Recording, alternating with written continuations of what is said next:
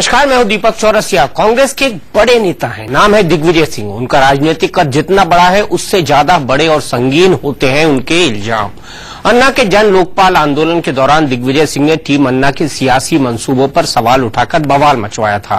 फिर बाबा रामदेव जब काले धन के खिलाफ सड़क पर उतरे तब दिग्विजय सिंह ने उन्हें ठग बताकर उनके योग और आयुर्वेद के कारोबार की जांच कराने की मांग शुरू कर दी। बाल ठाकरे को बिहारी बताने वाले भी दिग्विजय सिंह ही थे। अब दिग्विजय सिंह के बोल बम आरएसएस पर फूटे हैं। दिग्विजय सिंह ने इंडिया न्यूज से खास मुलाकात में आरएसएस पर आतंकी ट्रेनिंग कैंप चलाने का सनसनीखेज आरोप लगाया है। ऐसा ही आरोप लगाकर गृह मंत्री सुशील कुमार शिंदे अपनी किरकिरी करा चुके हैं। फिर भी दिग्विजय सिंह का दावा है कि संघ आतंक की शाखाएं चला रहा है। आज बड़ी बहस का मुद्दा यही है कि क्या वाकई आतंकी ट्रेनिंग कैंप चला रहा है आरएसएस। संघ के लोगों को बम बनाने का प्रशिक्षण दिया गया।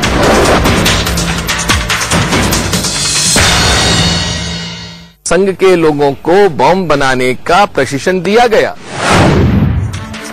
आरएसएस पर कांग्रेस महासचिव दिग्विजय सिंह का ये सीधा हमला राजनीति में भूचाल ला सकता है। दिग्विजय सिंह ने आरएसएस पर ऐसे वक्त निशाना साधा है जब अपनी चुनावी रणनीति तय करने के लिए बीजेपी के तमाम आला नेता संघ की शरण में हैं।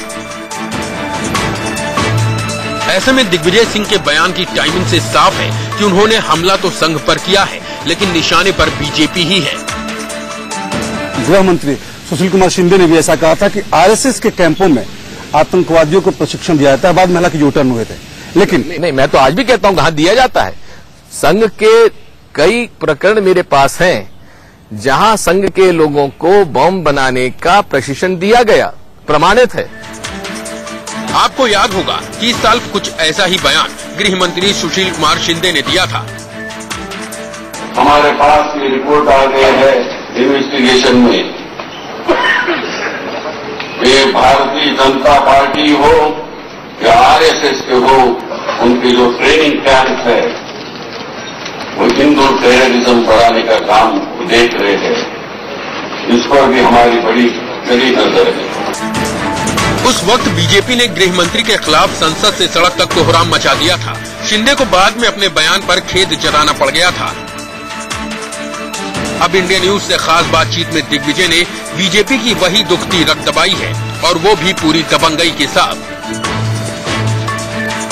वैसे दिग्विजय सिंह पहले भी संघ पर ऐसे आरोपों के नश्तर चला चुके हैं। संघ पर आतंकी शाखाएं चलाने के आरोपों का सिलसिला शुरू करने का श्रेय दिग्विजय सिंह को ही जाता है। संघ में कुछ लोग ऐसे हैं जो कि आतंकवादी गतिविधियों का प्रशिक्षण देते हैं और आतंकवादी गतिविधियों में शामिल भी हैं। दिग्विजय सिंह ने अपने पुराने आरोप दोहराकर फिर से बहस छेड़ दी है कि क्या वाकई आतंक के ट्रेनिंग कैंप चलाता है संघ। दिग्विजय सिंह का ये बयान राजनीतिक लिहाज से बेहद खास है, क्योंकि उन्होंने एक साथ बीजेपी की राजनीति के दो स्तंभों पर हमला बोला है। संघ के साथ साथ दिग्विजय सिंह ने बीजेपी के पोस्टर बॉय नरेंद्र मोदी को भी कटघरे में खड़ा कर दिया है। मोदी जी वहां कहते हैं कि इसको नीतीश को सबक सिखाना है, और दूसरे दिन बॉम्ब ब्लास्ट हो जाता है। तो कुछ तो लोग ये भी कहेंगे कि साहब आपका भी इसमें संबंध हो सकता है। दिग्विजय के बयानों पर बीजेपी तिलमिला गई है। कांग्रेस का कुनबा फूकी हुई बंदूकों और छुटे हुए कारतूसों से भारतीय जनता पार्टी पर हमला करता है। जितनी ऊर्जा और जितनी शक्ति वो भारतीय जनता पार्टी पर हमला करने में लगा रहे हैं, उसकी अगर आधी ऊर्जा और आधी शक्ति और मजबूत राष्ट्रवादी इच्छा शक्ति से वो आतंकवाद और आतंकवादियों पर हमला करते तो आज देश को ये दिन देखना न पड़ता। अब ये बड़ी बहस का मुद्दा है कि दिग्विजय सिंह के आरोप सिर्फ उनके बड़बोलेपन की निशानी है, या फिर वो संघ के खिलाफ किसी बड़ी रणनीति के तहत सीरियल वॉर में जुटे हैं। संघ के लोगों को बम बनाने का प्रशिक्षण दिया गया। Mithilesh Kumar Singh, Delhi, India news. तो बड़ा सवाल, क्या संघ बम बनाने की ट्रेनिंग देता है? क्या आरएसएस ट्रेनिंग कैंप चलाता है? सुशील कुमार शिंदे ने भी यह बयान दिया था जयपुर में, लेकिन बाद में उन्हें खेद जताना पड़ा था क्योंकि बीजेपी और आरएसएस दोनों उनके पीछे पड़ गए थे। इससे पहले 25 अगस्त 2010 को गृह मंत्री पी चिदम्बरम, तब के गृह मंत्री पी चिदम्बरम ने पुलिस प्रमुखों की कॉन्फ्रेंस में सबसे पहली बार भगवा आतंकवाद शब्द का इस्तेमाल किया था। हालांकि बाद में कांग्रेस के महासचिव जनार्दन द्विवेदी ने यह कहकर सफाई दी थी कि आतंकवाद का कोई रंग नहीं होता, अगर उसका कोई रंग होता है तो काला होता है। लेकिन दिग्विजय सिंह के इस बयान के बाद एक बार फिर से बहस शुरू हो गई है कि क्या आरएसएस वाकई आतंकी ट्रेनिंग देता है, बम बनाने की ट्रेनिंग देता है। और इसी पर बात करने के लिए हमारे साथ हैं जेडीयू के नेता साबिर अली साहब, भारतीय जनता पार्टी के राष्ट्रीय सचिव और वरिष्ठ नेता रामेश्वर चौरसिया, समाजवादी पार्टी के वरिष्ठ नेता नरेश अग्रवाल, कांग्रेस के वरिष्ठ नेता और राष्ट्रीय प्रवक्ता अखिलेश प्रताप सिंह और साथ ही साथ राजीव तुली, जो कि प्रांत प्रचारक प्रमुख हैं आरएसएस के दिल्ली से। तुली साहब, सबसे पहले क्या आरएसएस बम बनाने की ट्रेनिंग देता है? ये मैं नहीं कह रहा हूं, दिग्विजय सिंह जी कह रहे हैं। दीपक जी, ये जो दिग्विजय सिंह जी का बयान है ये हास्यास्पद है। देश को स्वतंत्र हुए 64 वर्ष हो गए हैं और इस 64 वर्ष में से 54 वर्ष कांग्रेस ने देश पर शासन किया है और पिछले 9 साल से कांग्रेस के नेतृत्व की सरकार ही केंद्र में राज्य चला रही है।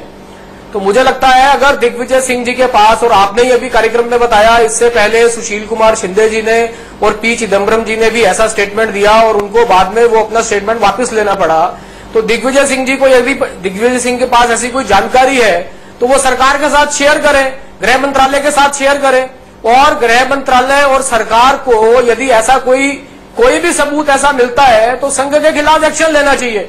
परंतु मुझे लगता है कि अभी कांग्रेस और सरकार, कांग्रेस के नेतृत्व में चलने वाली सरकार, दोनों ही दिग्विजय सिंह जी को गंभीरता से नहीं लेते हैं। वो दोनों ही उनको एक बिल्कुल माने इतने बड़े नेता हैं और उनको उनकी पार्टी ही एकदम मुझे ऐसा लगता है कि जोकर इन द पैक लेती है। इसलिए एक दिन वो स्टेटमेंट देते हैं और अगले दिन उनकी पार्टी के जो प्रवक्ता है वो उस स्टेटमेंट को विड्रॉ कर लेते हैं या पार्टी उससे किनारा कर लेती है। तो दिग्विजय सिंह जी को सोचना चाहिए, और ये पहली बार नहीं है। अजीत बर्नी जी की पुस्तक के रिलीज पे उन्होंने संघ के हाथ की बात कही और उसके बाद अजीत बर्नी जी ने माफी मांग ली, परंतु दिग्विजय सिंह जी को मुझे लगता है डिठाई और बेशर्मी की बिल्कुल हद तक पहुंच चुके हैं और उनको इसमें माफी मांगना भी ठीक नहीं लगा। पुस्तक का लेखक जो है वो अपनी पुस्तक जो लिखी है उसके लिए माफी मांग रहा है और सार्वजनिक रूप से माफी मांग रहा है। दिग्विजय सिंह जो उस पुस्तक के उद्घाटन पर गए, उसके लोकार्पण पर गए, उनको इतनी भी मेरे पास शब्द नहीं है इसको परिभाषित करने के लिए, और उनकी स्थिति ऐसी है कि आज उनको पार्टी और जन समाज कोई भी उनको गंभीरता से लेता नहीं है, मुझे ऐसा लगता है। गंभीरता से नहीं लेता, लेकिन आरोप संगीन है। पार्टी का डिनायल आ जाएगा। मैं आऊंगा, पूछूंगा आपसे कि क्या उनके खिलाफ आप मानहानि का मुकदमा करेंगे। लेकिन अखिलेश प्रताप सिंह, क्या आरएसएस बम बनाने की ट्रेनिंग देता है? देखिए, उन्होंने जो कहा था कि दिया है, ट्रेनिंग दी है, क्योंकि जो अभी भी कई लोग इसी तरह के आरोपों में, चाहे कर्नल पुरोहित हो चाहे प्रज्ञा ठाकुर जेलों में हैं, तो जो प्रमाण है वो तो दिखाते हैं कि इन लोगों के साथ इस तरह की ट्रेनिंग हुई है। अब हो रही है कि नहीं हो रही है इसके बारे में कुछ नहीं मैं कह सकता, लेकिन एक जो पुलिस के द्वारा जो लोग चार्जशीटेड हैं वो मामला कोर्ट में है, तो उससे तो इससे इनकार नहीं किया सकता है। और अभी जो हमारे आरएसएस के माननीय सदस्य ने कहा, तो देखिए ऐसा कि सबूत नहीं हो या हो तो उनको कंप्लेंट करना चाहिए, रोक लगानी चाहिए। आजादी के बाद तुरंत सरदार पटेल ने भी इसी तरह के कृत्यों में लिप्त होने के कारण आरएसएस पर रोक लगाई थी, उसके बाद भी कई बार रोक लग चुकी है। तो इस चीजों से भी डिनायल नहीं किया जा सकता कि ऐसी गतिविधियां इनकी रही हैं, बार कोर्ट में वापस लिया, ऐसी गतिविधियां इनकी रही हैं जिसके चल के देश को इनके खिलाफ बैन लगाने की आवश्यकता पड़ी। तो लगा दीजिए ना, अगर आपके गृह मंत्री कहते हैं, दिग्विजय सिंह कहते हैं, तो बैन लगा दीजिए ना, जेल में डाल दीजिए मोहन भागवत जी को, राजीव तुली जी को, सबको जेल में डाल दीजिए। कोई चीज अनायास, ये पॉलिटिकल डिसीजन नहीं है, ये पॉलिटिकल डिसीजन नहीं है। जब भी हुए थे तभी भी पॉलिटिकल डिसीजन नहीं था, अभी भी पॉलिटिकल डिसीजन नहीं है। जो कभी किसी तरह के प्रशासनिक कानूनी स्तर पे इस तरह की आवश्यकता पड़ती है तो तत्कालीन सरकारें इस तरह के निर्णय लेती हैं। वो जाने जो इसमें जो लोग जिम्मेदार है, अगर कुछ होगा तो करेंगे, नहीं तो क्यों करेंगे, जबरदस्ती क्यों किसी को कोई करेगा। तुली जी, मैं आपके पास आता हूं क्योंकि बहुत सारे लोग हैं, मुझे सबके पास जाना पड़ेगा। नरेश अग्रवाल जी, नरेश अग्रवाल जी, क्या आरएसएस बम बनाने की ट्रेनिंग देता है? देखिए, मैं दिग्विजय जी मेरे बड़े भाई हैं, लेकिन ये हास्यास्पद, हल्का और असंतुलित बयान कैसे आया मैं नहीं समझ पाया, क्योंकि इससे तो एक प्रश्न ये उठ गया कि अगर दिग्विजय सिंह जी को मालूम है तो फिर केंद्र की सरकार ने क्यों नहीं एक्शन अब तक लिया? उनकी सरकार को एक्शन, हाँ ये मैं मानता हूं कि आरएसएस में अफवाह फैलाने की, सांप्रदायिकता फैलाने की, ये सब ट्रेनिंग दी जाती है। मुझे लगता है नरेश अग्रवाल जी के ऑडियो के साथ प्रॉब्लम है। शाबिर अली जी के पास चलता हूं, फिर रामेश्वर चौरसिया जी के पास चलूंगा। और शाबिर अली जी, बड़ा सीधा सवाल आपसे, इसी आरएसएस के साथ आप 18 साल थे, उनके सहयोगी संगठन बीजेपी के साथ, क्या आपको भी लगता है कि आरएसएस बम बनाने की ट्रेनिंग देता है? चौरसिया जी, आपके सवाल अपने आप में एक, मैं समझता हूं कि हमको उस सवाल में आपत्ति दूसरे को हो नहीं। मैं ये आपके यहां बहुत बार चर्चा हुआ, इसलिए मैं कहता हूं, आपने कहा कि आरएसएस के साथ मैंने रहा, हमारी आरएसएस के साथ हम कभी नहीं रहे, बीजेपी के साथ रहे, और बीजेपी आरएसएस का क्या संबंध है, इसका व्याख्या और इसका उल्लेख आप बेहतर तरीके से कर सकते हैं। मैं पहले भी कहा, आज भी कहता हूं कि आप हॉट सीट पर हैं। खैर, आपने जिस सवाल को पूछा है, मैं उसका जवाब देना चाहता हूं। मेरे पास इस वक्त कोई सबूत नहीं है, और जब तक के कोई सबूत नहीं हो हम उसको नहीं कहेंगे। लेकिन अभी तक जो हमारे अखिलेश जी कह रहे थे, वो बात सच्चाई है। अब उनका आरएसएस से कितना संबंध है या नहीं है, ये मेरे पास जानकारी नहीं है। लेकिन जो लोग आज जेलों में बंद हैं और इस तरह की घटनाएं हुई है, चाहे वो मक्का मस्जिद की हो, वो चाहे दूसरे जगह अजमेर की हो, और उससे कनेक्टेड जो भी ले हैं, उनके कहां कहां कनेक्शन है, मुझसे ज्यादा बेहतर आपको पता होगा और देश के लोगों को पता है। उस बात को दोहराने की जरूरत नहीं है। उस बात को दोहराने की जरूरत नहीं है, तो मतलब आप भी ये कह रहे हैं कि आरएसएस के टेरर लिंक हैं, भगवा आतंकवाद जैसा शब्द कहीं है? लाइट गया जी। आप जो शब्द का प्रयोग कर लें, ये तो आपकी मर्जी है। मैंने कहा कि जो लोग जेलों में बंद हैं, उनके कहां कहां संबंध है, ये किसी से छुपी हुई नहीं है। मतलब रामेश्वर चौरसिया की पार्टी से भी है। इतना दिनों से अगर कोर्ट ने उनको जमानत, अब कहां कहां संबंध है ये तो आप बताएंगे चौरसिया जी। दीपक जी, आपको ज्यादा, आपको तो पूरी हर चीज की जानकारी है। आप जब टेबल पे बैठते हैं, हर चीज लेके बैठते हैं, आप ही कह दीजिए उनके कहां कहां संबंध है। तो रामेश्वर चौरसिया जी, आपकी पार्टी के लोगों के भी संबंध देखिए। मालेगांव धमाके 8 सितंबर 2006 को हुए थे, जिसमें साध्वी प्रज्ञा सिंह, लेफ्टिनेंट कर्नल प्रसाद पुरोहित, स्वामी असीमानंद समेत 12 आरोपी हैं। समझौता एक्सप्रेस धमाके जो 18 फरवरी 2007 को हुए थे, उसमें भी स्वामी असीमानंद है। हैदराबाद मक्का मस्जिद धमाके में इंद्रेश कुमार, जो कि प्रचार प्रमुख हैं आरएसएस के, उनसे पूछताछ हो चुकी है। इसी तरह अजमेर धमाके, मालेगांव और मोदासा धमाके। दिग्विजय सिंह अगर ये बात कह रहे हैं तो उनके पास कोई बेसिस है, शायद बोल रहा हूं। मेरे से पूछ रहे हैं? जी हाँ, बिल्कुल आपसे पूछ रहा हूं। दीपक जी, पहले तो मैं आपको ये बता दूं कि क्या मामले हैं, क्या केस चल रहे हैं, कुछ न्यायालय को भी फैसले करने देने से। मैं दूसरी चीज बोल रहा हूं। ये बड़े दिग्विजय सिंह जी 10 साल मुख्यमंत्री रहे हैं, और आपने उस बात को नहीं उठाया जो दिग्विजय सिंह सही मामले में बोले। दिग्विजय सिंह साफ साफ बोलते हैं कि मेरे पास उसके प्रमाण है, और दिग्विजय सिंह की छूट अगर आरएसएस बना रही, उनके पास प्रमाण है। 54-55 साल वो राज की है, 65 साल में 9 साल से उनकी सरकार है। अगर नहीं कर रहे हैं तो दिग्विजय सिंह बहुत बड़ा क्राइम कर रहे हैं। या तो आरएसएस के जो प्रमाण है वो दे, आरएसएस को बैन करे, लोगों को अंदर डाले, नहीं तो कांग्रेस दिग्विजय सिंह को अंदर डाले। और दिग्विजय सिंह की बात तो कांग्रेस ने भी नकार दिया है, उसे किनारा कर लिया, इसलिए दिग्विजय सिंह के बात को गंभीरता से लेने की जरूरत नहीं है। लेकिन जो गंभीर मामला उन्होंने उठाया है कि उनके पास प्रमाण है, और इस तरह की भाषा वो बोलते रहते हैं, और बोलते बोलते वो चले जाएंगे गुजरात के नरेंद्र मोदी के नाम ले लेंगे कहीं नहीं, क्योंकि वो हर चीज को महंगाई से भ्रष्टाचार से, आज की जो मुद्दे हैं, इससे देश का ध्यान बटाना चाहते हैं। या तो कांग्रेस ने उसके लिए उसको फिट किया है कि आप बोलते रहो, हम उससे किनारा कर लेंगे। तो दिग्विजय सिंह जिस तरह से अनर्गल प्रलाप कर रहे हैं, या तो आप सीरियसली नहीं लीजिए, अगर आपके टीवी चैनल पर कहते तो उनसे प्रमाण मांगिए, प्रमाण सरकार को दीजिए, ये बड़ा गंभीर मामला है। मैंने उन्होंने कहा है उनके पास सीडी है, आरएसएस ने उन पे मानहानि का मुकदमा किया था और बाद में उस मुकदमे को वापस ले लिया, वो तो ये भी कह रहे हैं। आप अधूरी बात बोल रहे हैं, मैं पूरी बात बता रहा हूँ। छोड़ दीजिए ना, वो सीडी है। अभी तो वो, मैंने पूरी बात सुन ली, पहले पूरी बात आप, अभी वो कह रहे प्रमाण है, उनको सरकार को देना चाहिए मामले। मानहानि का मैं नहीं कह रहा हूं, सरकार कैसे सहन कर रही है कि इस देश में बम बनाने की इंडस्ट्री चल रही है? ये तो सरकार पर लानत है। इसका मतलब है सरकार न टेररिस्ट से लड़ने की क्षमता रखती है, न किसी चीज को कंट्रोल करने की क्षमता रखती है। सरकार की इच्छा शक्ति समाप्त हो गई है। या तो दिग्विजय सिंह को चुप करे या दिग्विजय सिंह को अंदर डाले।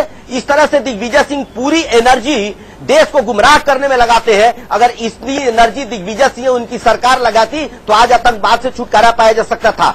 बम ब्लास्ट कहीं नहीं होते इस देश में। इन्होंने तो इंटेलिजेंस एजेंसी को खड़ा कर दिया, इनकी बात पर क्या विश्वास करे? इन्होंने तो फोर्सेस को डिमोरलाइज किया साहब, बटला कांड उठा करके इंटेलिजेंस को डिमोरलाइज करते हैं। आईबी ने एक लेटर लिखा गृह मंत्रालय को कि अगर इस तरह से आप करते रहेंगे तो हम इंफॉर्मेशन देने के काबिल नहीं रहेंगे, हम नहीं देंगे, क्योंकि आप आईबी को भी कटघरे में खड़ा करते हैं। तो इस तरह की भाषा बोल करके ये देशद्रोह का भाषा दिग्विजय सिंह बोल रहे हैं। इन पर अविलंब कार्रवाई होनी चाहिए, अविलंब का कोई मुद्दा नहीं है, अविलंब कार्रवाई होनी चाहिए। नरेश अग्रवाल जी, आपको ऑडियो चला गया था, क्या आपको लगता है दिग्विजय सिंह को दूध का दूध और पानी का पानी करना चाहिए? नहीं, पहले मैं पूछना चाहता हूं कि दिग्विजय सिंह जी का बयान कांग्रेस महासचिव के तौर पे है या उनका व्यक्तिगत है? अगर कांग्रेस ने उससे अपने को किनारा कर लिया है तो फिर इस हास्यास्पद बयान को बहुत गंभीरता से नहीं लेना चाहिए। और मैं समझता हूं दीपक भाई, इस पे कोई राष्ट्रीय बहस भी नहीं होनी चाहिए, क्योंकि इस तरीके के बयान तो आतंकवादियों को फायदा पहुंचाने के लिए होते हैं, चाहे हिंदू आतंकवाद हो चाहे मुस्लिम आतंकवाद हो, लेकिन आतंकवाद आतंकवाद है। और अगर इस तरीके के बयानों को हम लोगों ने गंभीरता से लिया तो ये आतंकवादियों को फायदा देगा और ये दिमाग बटाएगा।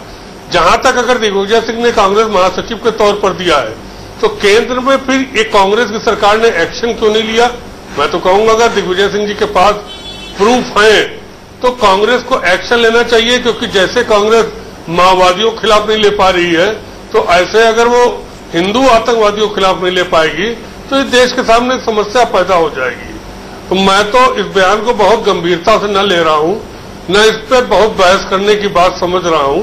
और मैं समझता हूं कि इस तरीके से बयानों से राजनीतिक दलों को अपने को अलग कर लेना चाहिए, क्योंकि ये आतंकवादियों को बढ़ावा देने वाले बयान हैं। चलिए, आपने बड़ी गंभीरता और बड़ी समझदारी वाली बात कही। साबिर अली जी, मैं आपके पास आऊंगा, लेकिन यह बात भी एक हकीकत है कि दिग्विजय सिंह महासचिव है। दिग्विजय सिंह जो कहते आए हैं, चाहे उन्होंने रामदेव के बारे में बोला, चाहे उन्होंने अन्ना हजारे और अरविंद केजरीवाल के बारे में बोला, बाद में वैसी ही बातें होती रही। तो क्या उनके पास कोई प्रिडिक्शन का मीटर है? अखिलेश प्रताप सिंह, क्यों ना दिग्विजय सिंह वो तमाम सबूत कल जाकर गृह मंत्री सुशील कुमार शिंदे को दें? और मैं अपने पैनल से रिक्वेस्ट करूंगा कि इतने सारे लोग दिग्विजय सिंह जी से बात करना चाहते हैं, क्यों ना उनको टेलीफोन पर एक बार लेने की कोशिश की जाए। अखिलेश प्रताप सिंह जी, मेरा सीधा सवाल, ये सबूत अगर उनके पास है तो सरकार के साथ शेयर क्यों नहीं करते? वो जो लोग दोषी है उनको उन पर कार्रवाई क्यों नहीं करवाते? वो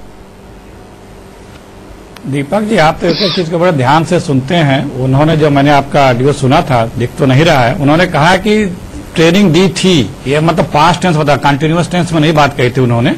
और ये बात इसलिए भी साबित होती है कि उससे रिलेटेड लोग जेलों में हैं। फिर उन्होंने कई बार बताया था, शंका जाहिर की थी कि ये ब्लास्ट में कुछ हमें इनपुट मिले हैं लोकल लोगों के, बाद में वो जांच में वो सही साबित हुआ। यहां तक कि उन्होंने बताया था कि मध्य प्रदेश के एक आरएसएस के प्रचारक थे, संभवतः समजोसिया कुछ नाम था, कि उनके जो मर्डर हुए थे उसमें भी जो शंका उन्होंने व्यक्त की थी, बाद में वो भी साबित हुआ। तो ये अभी कंटिन्यूटी की बात नहीं उन्होंने की, जो मैंने सुना आपके चैनल पे कि कभी ऐसा था, तो उस सिलसिले में इसलिए बल मिलता है। चलिए अखिलेश जी, मैंने आपका तर्क माना, क्योंकि इस तरह के आरोपों में लोग अभी जेलों में हैं। उन लोगों को सजा दिलवाई, तो कोर्ट देख रहा ना, पुलिस प्रशासन और कोर्ट देख रहा है, मामला सब जुडिस है, वो तो मामला सब जुडिस है, दूध का दूध पानी का पानी होगा। ये तो सिर्फ अभी आरोप थे और इसको कोर्ट में रखा है पुलिस प्रशासन, जो भी इससे संबंधित जांच एजेंसियां हैं। और जहां तक हमारी सूचना, अभी इन लोगों की किसी की बेल भी नहीं हुई है, तो न्यायपालिका के अंदर है, जो भी तथ्यों सबूतों गवाहों के आधार पर जो भी फैसला हो। अखिलेश जी कह रहे हैं जो भी फैसला हो। रामेश्वर चौरसिया जी, सीधे उंगली आप पर उठाइए। हाँ, इसलिए सवाल यहाँ पर ये खड़ा होता है, पहले मैं तो सवाल यहाँ पर ये खड़ा होता है कि शक के दायरे में कहीं न कहीं आरएसएस है। एक मिनट, अरे दीपक जी पहली मेरी बात सुन लीजिए। अखिलेश जी अभी डिफेंड कर रहे हैं, मैं अखिलेश प्रताप जी से ये पूछना चाहता हूँ, क्योंकि वो प्रवक्ता भी है यूपी के बीजेपी कांग्रेस के। अभी कांग्रेस पार्टी ने दिग्विजय सिंह के बयान से टोटली किनारा कर लिया। आपने अपने चैनल पर दिखाया, कोई प्रूफ के साथ नहीं दिखाया। जिस कांग्रेस पार्टी के वो महासचिव है उन्होंने किनारा कर लिया। आज दिग्विजय सिंह पूरे देश को बरगला रहे हैं, इवन कांग्रेस पार्टी उनके साथ नहीं है। तो मैं अखिलेश जी से पूछना चाहता हूं कि क्या आपने किनारा नहीं किया अगर पूरी कांग्रेस की सेंट्रल लीडरशिप ने किनारा कर लिया तो?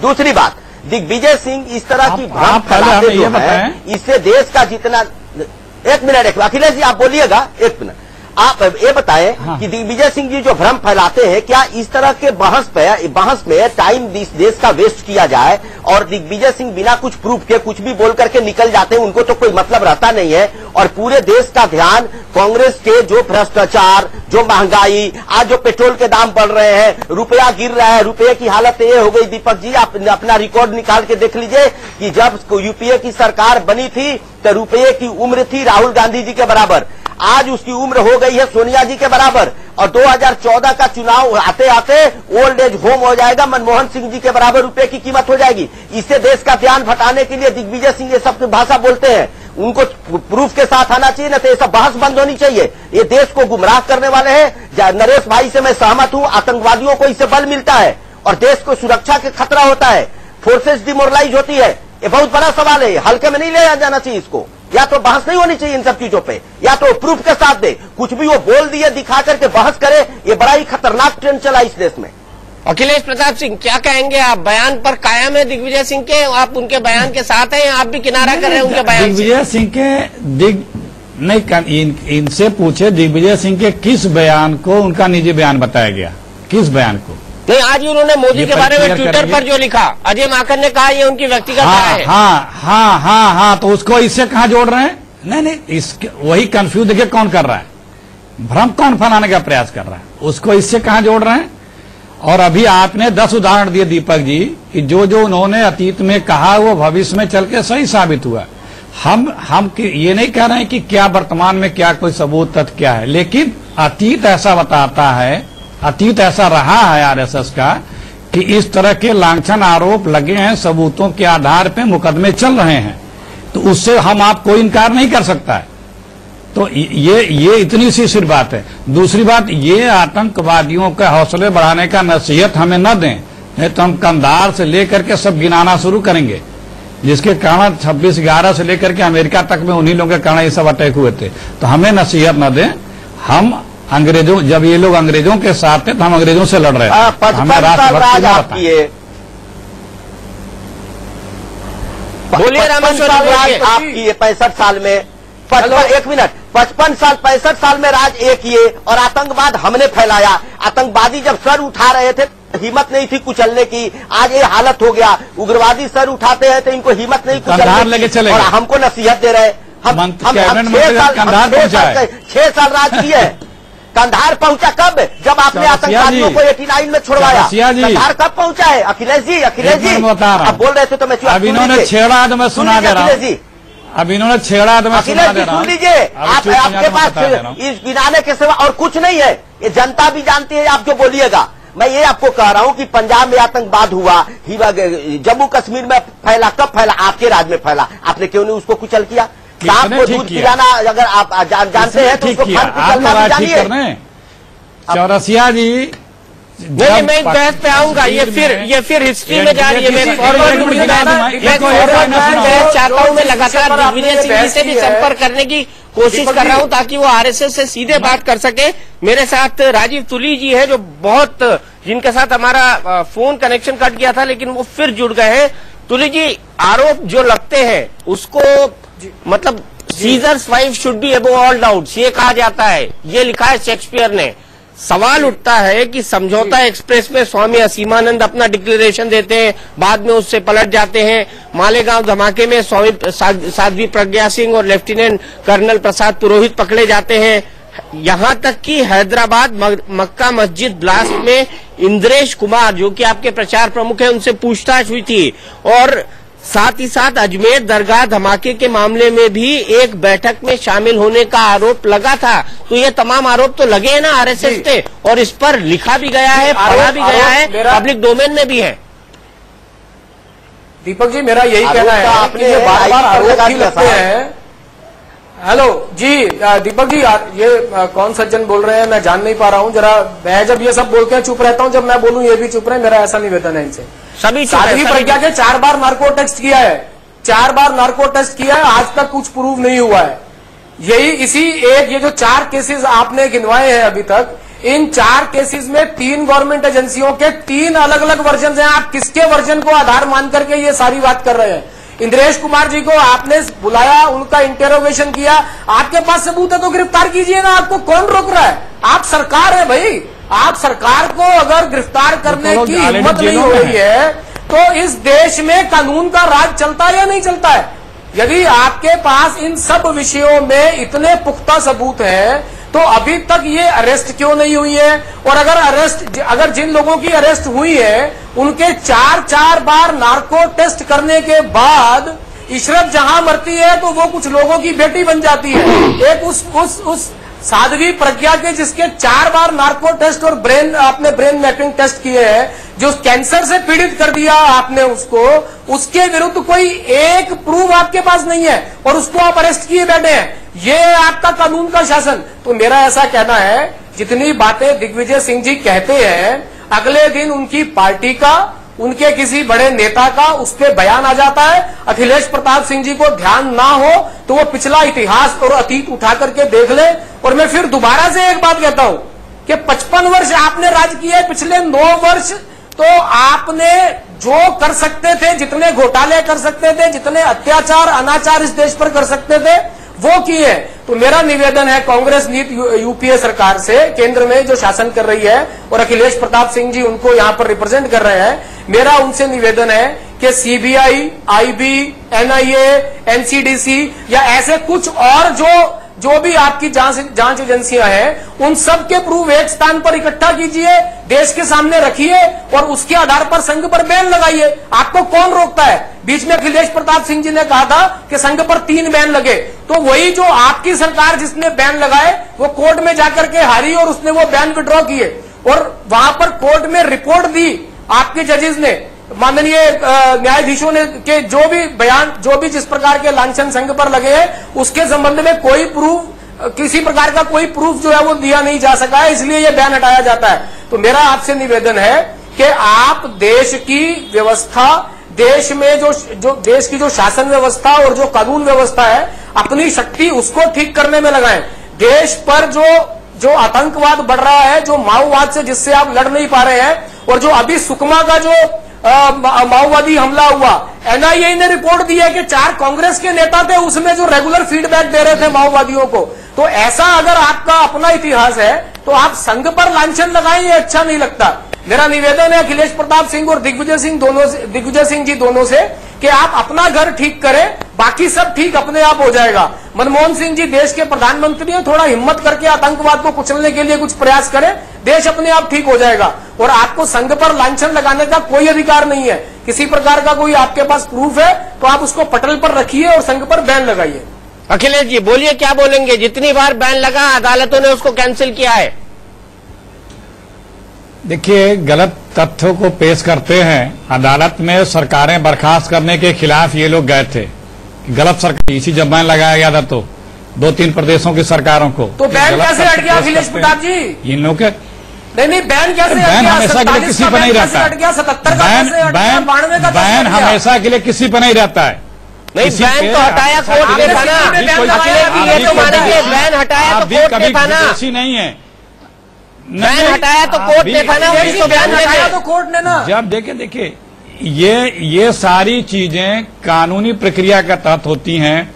एक बहुत से चीजों को कोर्ट में जाया जाता है, प्रशासन शासन उसको कोर्ट में ले जाता है, लेकिन बहुत से सबूतों तथ्यों के आधार पे कुछ निर्णय नहीं होते हैं, बरी हो जाते हैं लोग।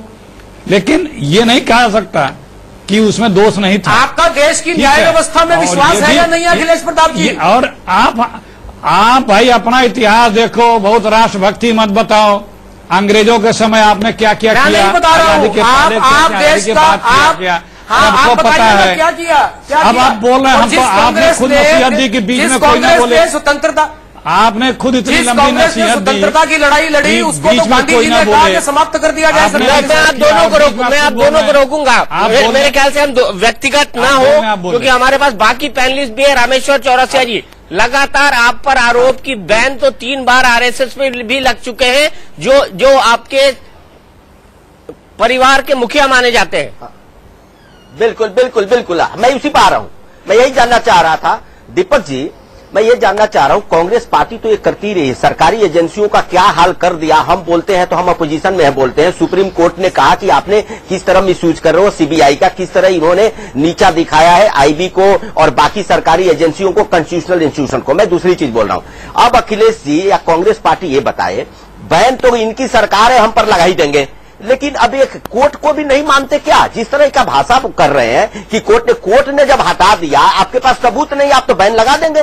कोर्ट का टाइम भी जाया करते हैं। आपको क्या अब न्यायालय पे भी भरोसा नहीं रह गया? आप संविधान को भी मानने से इनकार कर रहे हैं।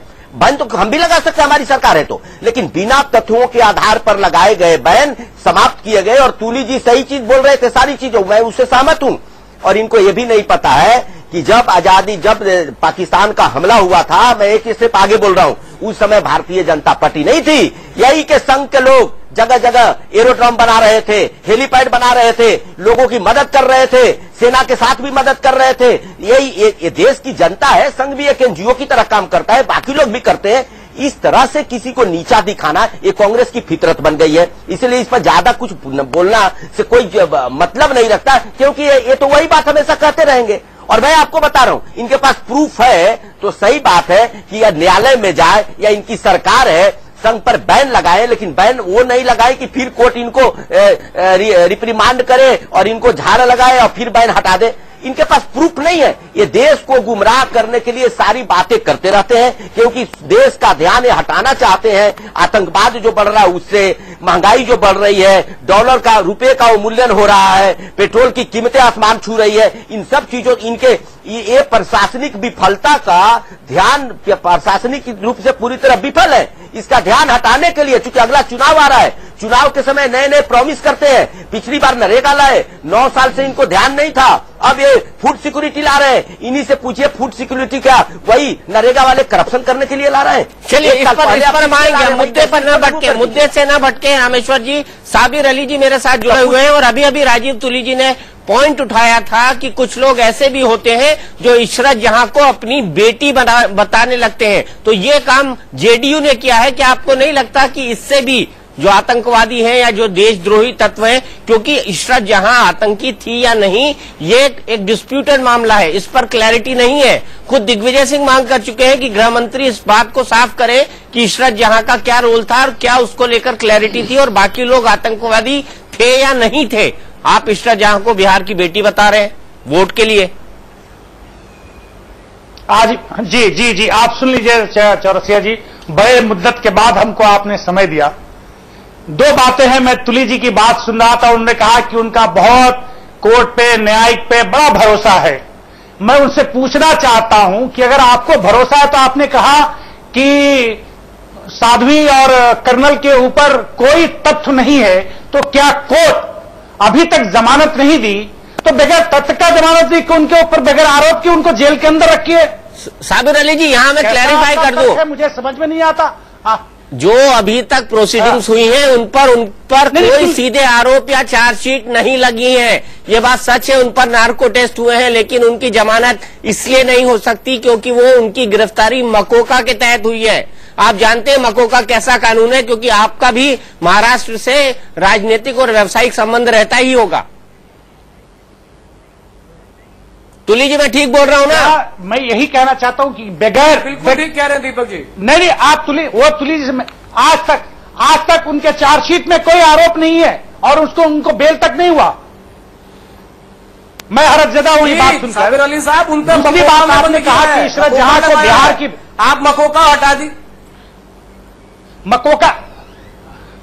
मकोका में जब बंद हुआ, उसकी चैलेंज करने की प्रोविजन है। मकोका को रखने के लिए यह आपका बहुत बड़ा प्रयास था। अगर ऐसा है तो आपने मानहानि का क्यों नहीं आप गए उसमें? खैर, ये उस पर बहस हो जाएगी और उस पर जो अभी दूसरे चार्जेस लगे हैं अभी आने बाकी हैं, मैं उस बहस में नहीं जाना चाहता हूं। मैं आपकी प्रक्रिया और आपकी मंशा की, और मैं अभी भी कहता हूं, सीना ठोक के कहता हूं कि इशरत जहां बिहार की बेटी थी, इस देश का कानून है, अगर वो आतंकी थी या नहीं थी, जैसा कि आपने कहा कि एक चर्चा का विषय हो सकता है, ये जांच का विषय हो सकता है, जबकि इस देश का सीबीआई कहती है कि वो नहीं थी। मैं उस बहस में भी नहीं जाकर, इस देश का कानून कहता है कि अगर कोई आतंकी है तो उसको बंद करके फार्म हाउस में नहीं रखते। नहीं, सुन लीजिए, आप पहले बात सुन लीजिए कि नहीं, आईबी कहती है थी और सीबीआई कहती है नहीं थी। यह चर्चा का विषय हो सकता है, लेकिन बिहार की बेटी थी ये कहने में मुझे कोई हर्ज नहीं और कभी भी नहीं होगा। मैं गर्व से कहूंगा कि बिहार की बेटी, अगर वो गलत थी तो इस देश की अदालत, नहीं सुनिए, सुन लीजिए, आप बीच में आप मत बोलिए, आपका मैं सुन रहा था। अभी आप नसीहत दे रहे थे कि कोई बोले, आप बोले तो कोई नहीं बीच मिले, मैं सुना, आपको नहीं मिला, इसलिए उस नसीहत पे आप अमल कीजिए। मैं ये कह रहा हूं कि अगर वो कन्विक्टेड है, अगर वो आतंकी थी, तो उसको लाके फार्म हाउस में बंद करके बीच चौराहे पे खड़ा होके गोली मारने का, किसी के आदेश पर, ये आपको कानून में हाथ लेने का ये अधिकार किसने दे दिया? अगर वो था, पकड़ के लाते, बैठते, केस चलवाते। अगर supreme court, high court, lower court फांसी देती, फांसी दे देते। दूसरे लोगों को फांसी हुई है, हमेशा इस साल में, गए साल में 4 लोगों को फांसी हुई, 5वां होता, 10वां होता। ये कानून ले लिए, किसी आका के कहने पर बीच चौराहे पर आप गोली चलाते हो और कहते हो कोई बहुत अच्छा काम है, इसलिए कि वो आतंकी थी।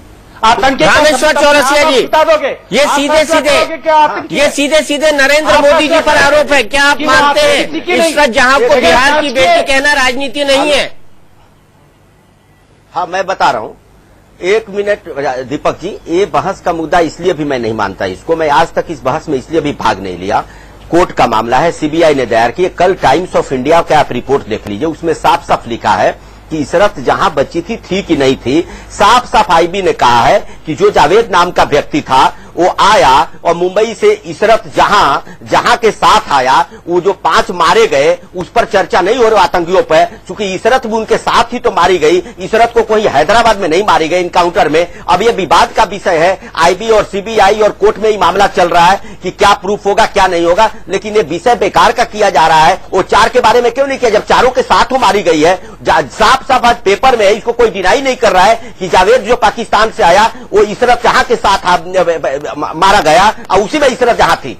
अब बिहार, ये तो देखो, ये सब चीजें, ऐसे चीजों को क्लेम करने से अब कोई आतंकवादी पकड़ा जाए और मारा जाए और उसमें आप कहे हमारी बेटी थी, हमें इस पर गर्व है, इस तरह की भाषा का जो उपयोग हो रहा है शुद्ध राजनीतिक लाभ के लिए हो रहा है। इसीलिए मैं बोलता हूं आतंकवाद पर राजनीति नहीं होनी चाहिए। अब देखो, पाकिस्तान से जो भी आतंकी आता है, भाई ये बात सही है, पाकिस्तान से आएगा तो मुस्लिम होगा। मैं मानता हूं कि जो मुस्लिम वहां चले गए, जो आतंकी है, वो देशद्रोही है। जो मुसलमान भाई यहाँ है, जितने हम देशभक्त हैं उतने वो देशभक्त है, इसीलिए तो इंडिया में रह गए। लेकिन आप उस पर राजनीति कर रहे हो यहाँ वोट लेने के लिए। दिग्विजय सिंह भी तो यही काम करते हैं।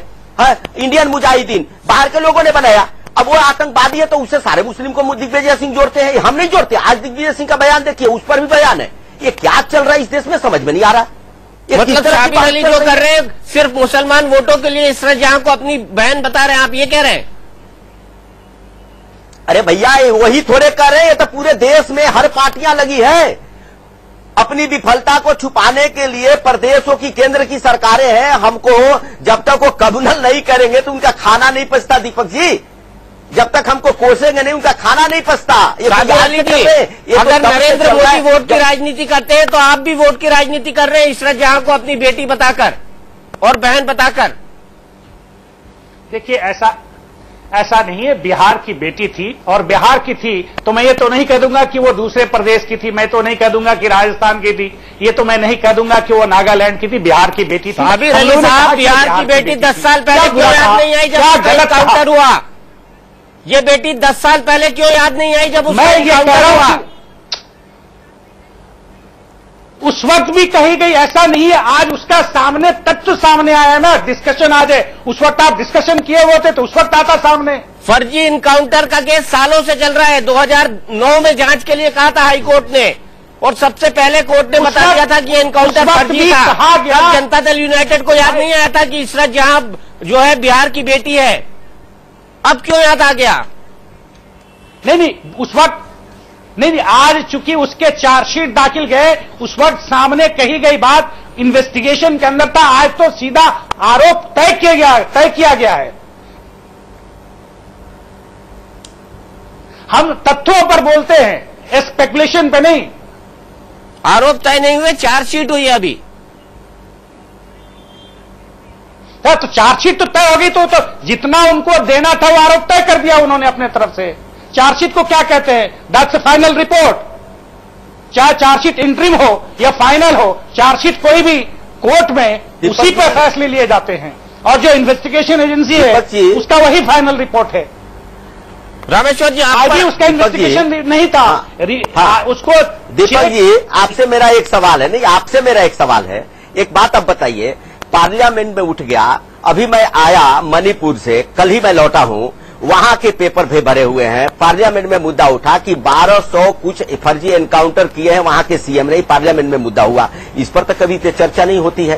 वो 5 के साथ मारी गई, फर्जी था नहीं, कोर्ट में मामला चला, इस पर चर्चा होती है। तो मामला ये है कि आप हो चाहे कोई पॉलिटिकल पार्टी हो, जहां गुजरात जुड़ा हो, कहां नरेंद्र मोदी जुड़ा हो, वो चर्चा स्वाभाविक हो जाता है। एक ऐसा हवा बना दिया गया है कि नरेंद्र मोदी आया, हाँ जैसे लगता है ना, देखो बाकियों को डर तो है, ये बात कांग्रेस पार्टी डरती है, तो बात मुझे समझ में आती है। मैं बीच में इंटरप्ट करता हूं।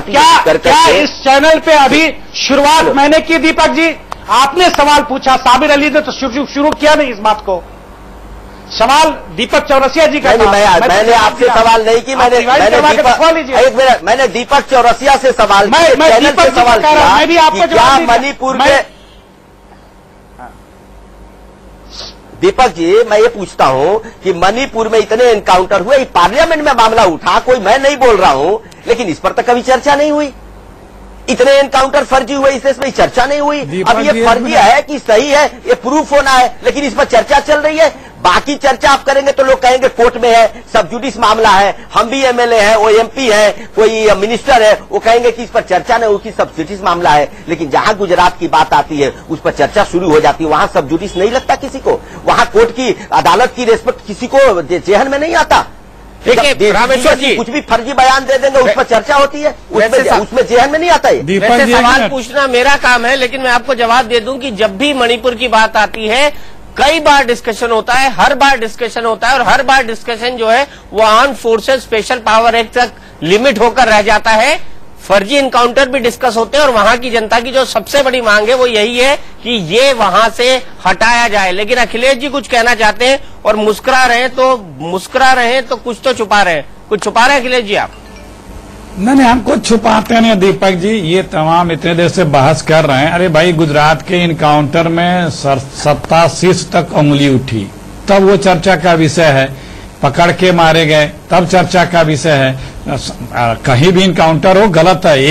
एक आतंकवादी को एक डंडे के बल पे जान हथेली पे लेके अपनी जान गंवा करके बंबई में एक पुलिस वाले ने पकड़ा, सिर्फ इसलिए कि ये जिंदा पकड़ा जाएगा तो मेरे पास प्रूफ होगा, हमें बहुत सी चीजें हासिल होंगी, और इस देश को हासिल हुई, इस देश के कानून ने उसे फांसी की सजा दी।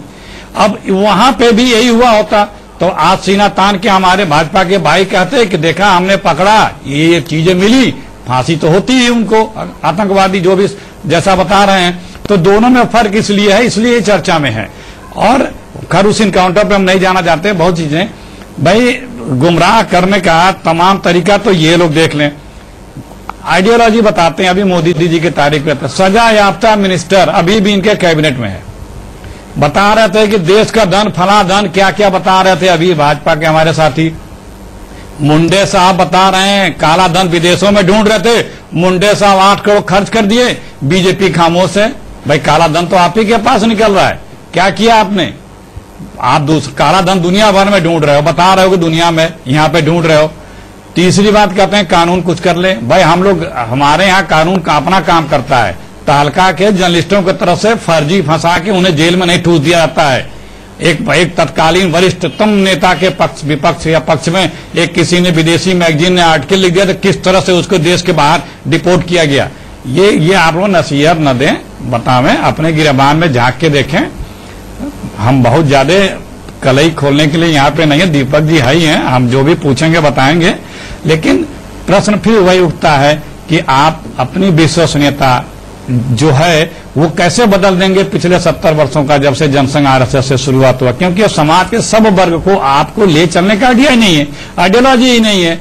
जो आरएसएस की आइडियोलॉजी हमने भी पढ़ी है, उसका अभी गिनाना शुरू करेंगे तो रामेश्वर जी, जवाब तो बनता है कि कालाधन गोपीनाथ मुंडे के पास कहां से आया जो उन्होंने 8 करोड़ रुपया खर्चा किया। बिल्कुल। देखिए, इसमें भी आपको बताऊं, इनकम टैक्स सोच, ये इलेक्शन कमीशन का ये मामला है, उन्होंने नोटिस दिया, उन्होंने एक गेहूं बेच के लाया। देश में ऐसा चल रहा है कि लोग ऐसे खर्च करते हैं, ऐसे इस देश में चुनाव में इतने खर्च होते हैं। अब गेहूं बेच के लाए ये तो मत बोलिए ना, जहाँ कोयला बताइए, उन्होंने खुद कहा है, मैंने विजुअल देखा है। अखिलेश नहीं, आप तोड़िए मत उनके बयान को, दीपक जी के पास उनका बयान होगा, दिखा देंगे, आपको प्रॉब्लम हो जाएगी। अब बिल्कुल बिल्कुल है, मैं तो बता रहा हूं कि है, वो तो दुनिया देखा है। आप जो बोल रहे हैं अपने गिरबान में झांक के देखिए। अखिलेश जी, अगर देश की जनता हमें मैंडेट देती है तो हम कम्युनल हो गए। आप सबको साथ लेके हम नहीं चल रहे। आप यही हमको एक बात बता दीजिए, आप सबको अगर साथ लेके गुजरात में चल रहे थे तो 32, उन्हीं की बात आप कर रहे हैं ना, 32 माइनॉरिटी डोमिनेटेड सीट में, मैं नहीं बोल रहा हूं, दीपक जी के पास ही आंकड़े हैं, प्रेस वालों के पास है, 24 हम जीते अखिलेश जी, आप सिर्फ 2 जीते, आप पर तो वो भी नहीं। आज देश की जनता विकास चाहती है साहब, आप उसी में देश को उलझाए रहना चाहते हैं। जात पात और कभी देखिए, कभी नहीं, आपने तो 15 पहले लड़ाई। 1 मिनट, हाँ अखिलेश जी, मैं आपसे बिल्कुल मैं आपसे ये सवाल पूछता हूँ। उन्होंने भले आपको वोट दिया हो, लेकिन आपने उन पर विश्वास नहीं किया। आप ठीक है क्योंकि आपकी आइडियोलॉजी नहीं है। सुन लीजिए, आपकी आइडियोलॉजी नहीं है, आपके पास रिकॉर्ड नहीं है। क्या लीजिए? अरे आपके पास रिकॉर्ड नहीं, थोड़ा इस बहस पे हम बहुत आगे तक जा सकते हैं, बहुत आगे तक जाते हैं और चुनाव तक हमको बहुत मौके मिलेंगे। आखिरी सवाल मैं तुली साहब से लेना चाहता हूँ। तुली साहब, अगर अखिलेश जी को मैं बता दूं, अखिलेश जी को मैं बता दूं, पिछली बार 15 मुस्लिम को विधानसभा में कोई सीट दी थी, इस बार एक, अरे मेरी बात तो सुन लीजिए अखिलेश जी, आप ही की बात बोल रहे हैं। पिछली बार आपने 15 दिया, इस बार आपने 4 क्यों दी? अरे मेरी बात तो सुन लीजिए, आपने दिया था, मैं नहीं दिया था मुस्लिम को, मैं आपकी बात बोल रहा हूँ। आपने पिछली बार 15 दिया था, फिर वही बात हो गई ना, आपने विश्वास नहीं किया, बस मैं ये सुनना चाह रहा था। अरे आप मेरी पूरी बात नहीं सुन रहे। आपने इस बार 4 क्यों दिया? आपने भी तो विश्वास नहीं किया, आपने क्यों उनकी सीटें घटाई? आपका विश्वास कम हो रहा है क्या? 15 से 4 पे आ गए। जीतने के लिए दिए जाते हैं, जीतने के लिए दिए जाते हैं चुनाव। आज पंचायत का चुनाव हुआ, कॉर्पोरेशन का हुआ, पूरी कैंडिडेट हमारे पूरी। अखिलेश जी, रामेश्वर जी, ये बहस अनंत काल तक चल सकती है क्योंकि कांग्रेस का फेवरेट टॉपिक है, मैं जानता हूँ। अंतिम सवाल तुली साहब से, तुली साहब, क्या आप दिग्विजय सिंह के खिलाफ मानहानि का मुकदमा करेंगे? कैंडिडेट भारतीय जनता पार्टी से जीत के आए हैं, जो आप कांग्रेस जी, ऐसा है कि ऐसा निर्णय आपके टीवी चैनल पर नहीं हो सकता है, और अगर आवश्यकता लगेगी उन पर मानहानि का मुकदमा दायर करने की तो जरूर करेंगे। मगर मुझे ऐसा लगता है कि दिग्विजय सिंह जी के जो पिछले सारे बयान आए हैं वो इतने हास्यास्पद है कि उससे संघ का कुछ बुरा तो हो नहीं सका, आज तक वो कर नहीं पाए। मुझे ऐसा लगता है कि हमें अपनी शक्ति और पॉजिटिव कामों में लगाने के लिए कम पड़ती है, और ऐसे इस काम के लिए, इस व्यर्थ के काम में हम अपनी शक्ति क्यों लगाएंगे? परंतु तो भी हमारे एंड पर विचार होगा, विचार करके इस पर निर्णय किया जाएगा। 70% मुझे लगता है कि ये खत्म हो गई, लोग जाना बंद कर दिए। खैर इस बहस पे मैं नहीं जाऊंगा। अखिलेश जी, आपने जाकर के देखा है कि आपके घर के पड़ोस की शाखा बंद हो गई, आप नहीं जा पा रहे हैं, तो मैं उसकी व्यवस्था कर सकता हूँ। लखनऊ के अखबारों में अखिलेश जी, आप यदि शाखा जाना चाहते हैं और आपकी पड़ोस की शाखा में व्यवस्था नहीं हो पा रही है, तो सुबह देख के आते हैं। अरे ये सुबह देख के आते हैं तुली साहब, अखिलेश जी देख के आते हैं सुबह दिल्ली में की शाखा में कितने लोग आए, अटेंडेंस देख के आते हैं। में जहां आप रहते होंगे वहां पड़ोस में शाखा लगती है, आप बताइए, आपको आना है तो मीडिया को भी बुलाइए। इस बहस को बहुत लंबा खींच सकते हैं, माफ कीजिएगा, मेरे पास वक्त इतना ही है। लेकिन बड़ा सवाल यहां पर यह बना हुआ है कि अगर दिग्विजय सिंह के खिलाफ दिग्विजय सिंह के पास आरएसएस के खिलाफ सबूत हैं तो वो उस पर कानूनी कार्रवाई क्यों नहीं करते? आज की बड़ी बहस में इतना ही। इंडिया न्यूज पर खबरों का सिलसिला लगातार जारी है।